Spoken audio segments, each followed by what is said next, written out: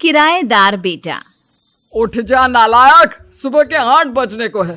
तुझे एग्जाम नहीं देना क्या? थोड़ी देर और सोने दीजिए ना पापा। तू उठता या फिर मैं तेरे ऊपर पानी फेंकूं? रोज गधों की तरह सोता रहता है, पेपर की कोई टेंशन ही नहीं है। और एक हमारा समय था जब हम पेपर में फेल होने के डर से रात भर पढ़ा करते थे, सो ही नहीं पाते थे। तो क्या आप उसका बदला मुझसे लेंगे? मैं 15 मिनट बाद उठ जाऊंगा, आप प्लीज जाइए, मुझे डिस्टर्ब मत कीजिए। इतना कहकर रौनक रजाई ढककर फिर से सो जाता है। तू ऐसा नहीं मानेगा, रुक मैं अभी पानी लेकर आता हूं। बस फिर क्या था, इतना कहकर वो भागते हुए बाथरूम में जाते हैं और पानी की एक बड़ी सी बाल्टी लाकर रौनक के ऊपर फेंक देते हैं। पानी पड़ते ही रौनक झट से उठ जाता है। ये आपने क्या किया पापा? अब तो उठेगा नहीं तो यही करना पड़ेगा ना। वैसे थैंक्स डैड, आपके कारण ना अब मुझे नहाने की भी जरूरत नहीं पड़ेगी। चलिए अब आप माँ से बोलकर मेरे कपड़े निकलवा दीजिए, तब तक मैं ब्रश कर लेता हूँ। वैसे कल ना आप एक काम और करना, नहलाने के साथ साथ मुझे ब्रश भी करवा देना। ये ब्रश करने में ना मुझे बहुत आलस आता है। रौनक की बातों से अरविंद का मुंह खुला का खुला रह जाता है। वो अपनी पत्नी कमला के पास जाता है और रौनक की हरकतों के बारे में बताता है, जिसे सुन उसकी पत्नी हंसने लगती है। तुम अपने बेटे को समझाने के बजाय हंस रही हो। रौनक बच्चा है, धीरे धीरे सुधर जाएगा, आप क्यों उसके पीछे पड़े रहते हो? अभी नहीं सुधरेगा तो कब सुधरेगा?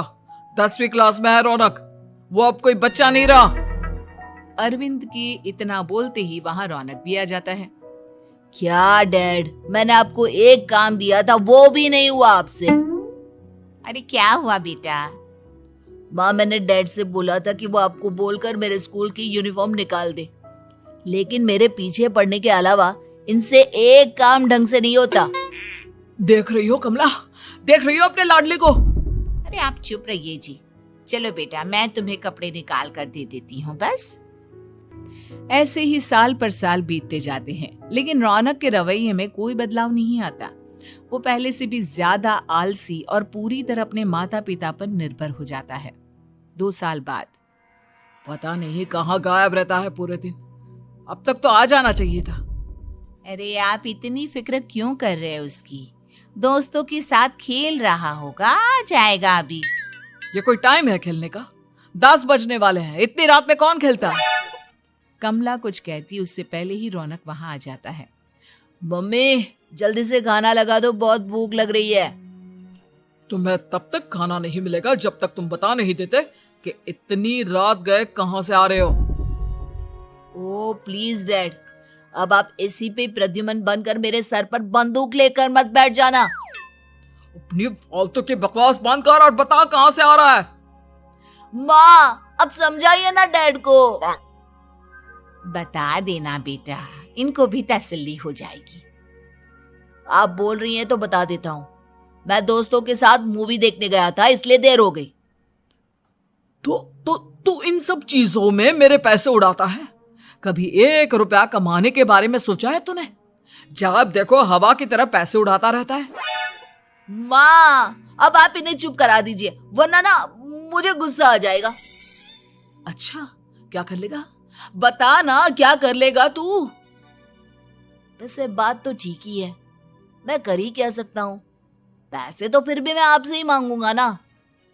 चलिए अब ये सब बात छोड़िए और मम्मी मेरे लिए खाना लगा दीजिए। अभी लगा देती हूँ बेटा। मैं बता रहा हूँ कमला, एक दिन ये ऐसे ही बिगड़ जाएगा। ओफो, आप क्यों इतना पीछे पड़े रहते हो मेरे बच्चे के? बात की बाद में देखेंगे, अभी आप शांति से उसे खाना खाने देंगे। अगले दिन, डैडी मुझे 10,000 रुपए चाहिए। हाँ? अब इतने पैसे क्यों चाहिए तुझे? डैड आप बिना सवाल किए कभी पैसे नहीं दे सकते क्या? जब तक तू बताएगा नहीं तुझे पैसे भी नहीं मिलेंगे। अरे अब आप अपने बेटे को पैसे भी नहीं दे सकते? नालायक, तेरी उम्र के लोग नौकरी करते हैं और एक तू है जो नौकरी करने का नाम ही नहीं लेता कभी। आप लोगों के होते हुए भला मैं नौकरी क्यों करूं? अरे हम कब तक पैसे देंगे तुझे? तुझे भी तो अपने पैरों पर खड़ा होना होगा ना। कौन सा उधार के पैरों पर खड़ा हूं?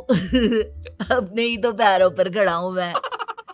इसी तरह रौनक दिन प्रतिदिन लापरवाह होता जाता है। उसकी लापरवाही को देखते हुए अरविंद और कमला अपने बेटे की शादी कराने का फैसला लेते हैं और 1 महीने के अंदर अंदर ही रौनक की शादी मेघा नाम की लड़की से करा देते हैं। शादी के कुछ दिन बाद, रौनक, मुझे एक अच्छी सी साड़ी चाहिए, आप ला दोगे ना? हाँ, क्यों नहीं। कितने तक की आती है साड़ी? यही करीब 5,000 तक की। तुम चिंता मत करो, मैं आज ही डैडी से पैसे मांगकर तुम्हारे लिए साड़ी ले आऊंगा। आप कब तक ऐसे ही अपने पापा से पैसे मांगते रहेंगे? कोई अच्छी सी नौकरी क्यों नहीं कर लेते आप? अरे डैड के होते हुए मुझे नौकरी करने की जरूरत ही क्या है? पर आप ऐसे कब तक उनसे पैसे मांगते रहेंगे? कुछ आपको अपने दम पर भी तो करना होगा ना। अब तुम भी बाकी लोगों की तरह मुझे ज्ञान देना शुरू मत कर देना। साड़ी चाहिए ना तुम्हें, मिल जाएगी बस। इतना कहकर रौनक अपने पिता से पैसे मांगने चला जाता है।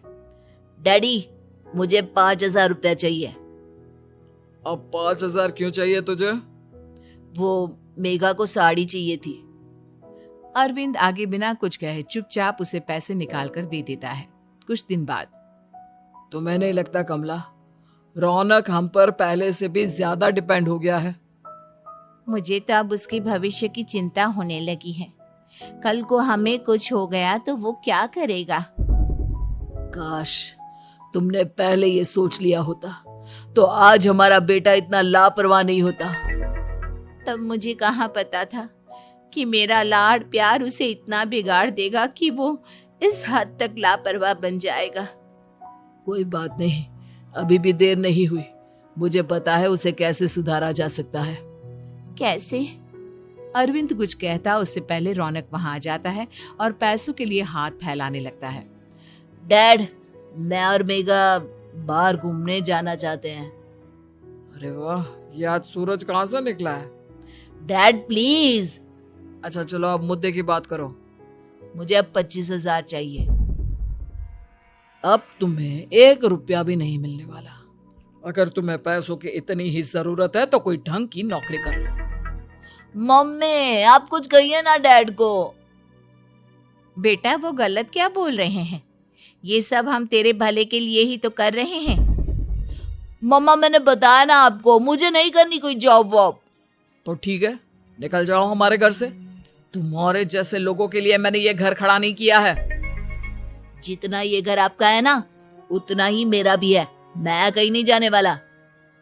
जाना तो पड़ेगा ही तुझे, क्योंकि अब मैं तेरा कोई भी खर्चा नहीं उठाने वाला। ठीक है, मत उठाइए मेरा खर्चा, मैं अपने दम पर भी जी सकता हूँ। तो बेशर्मों की तरह अब तक यहाँ क्यों खड़ा है? अपना सामान ले और निकल जाए यहाँ से। रौनक पैर पटकते हुए वहां से चला जाता है। घर से निकालना जरूरी है क्या उसे? बिना पैसों के कौन रखेगा उसे किराए पर? अगर उसका भविष्य सुधारना है तो हमें अपने दिल पर पत्थर रखकर ये कदम उठाना ही होगा। दोनों बात कर रहे होते हैं कि रौनक अपनी पत्नी के साथ एक बड़ा सा बैग लेकर घर से निकल जाता है, लेकिन घर से बाहर उसे कोई भी मुफ्त में अपने घर किराए पर नहीं रखता। अंत में थक हार कर वो फिर से अपने घर चला जाता है। क्या हुआ? थोड़ी देर पहले तो दहाड़ते हुए घर से निकला था, अब क्या हुआ? नहीं रखा ना किसी ने तुझे किराए पर? डैड प्लीज, मैं कुछ दिनों में कोई अच्छी सी नौकरी शुरू कर दूंगा। आप तब तक तो हमें रख लीजिए प्लीज। सुबह से रात हो चुकी है लेकिन कोई हमें रखने को राजी नहीं है। अब आप ही बताइए, इतनी रात को मैं मेघा को लेकर कहाँ जाऊंगा? ठीक है ठीक है, बहू की वजह से मैं तुझे घर पर रख रहा हूँ, लेकिन तू इस घर में एक बेटे की नहीं बल्कि एक किराएदार की हैसियत से रहेगा।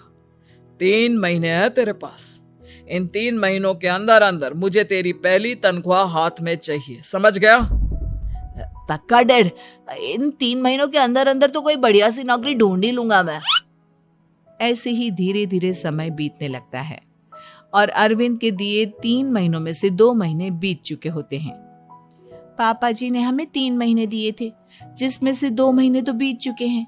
अब ये आखिरी महीना बचा है।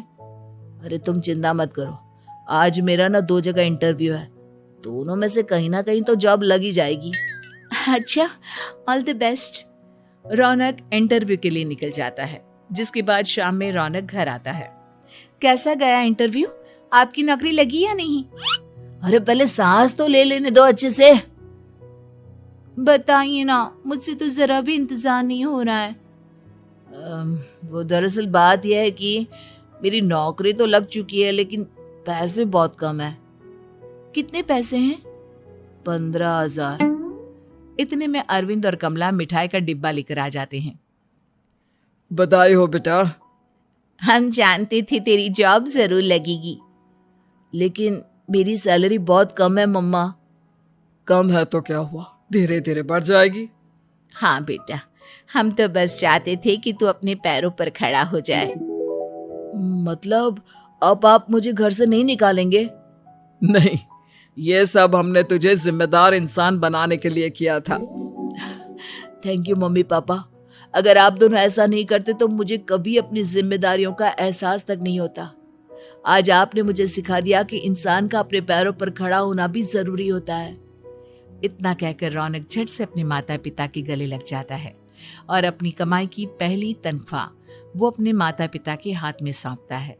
इस तरह रौनक एक गैर जिम्मेदार व्यक्ति से एक जिम्मेदार व्यक्ति बन जाता है।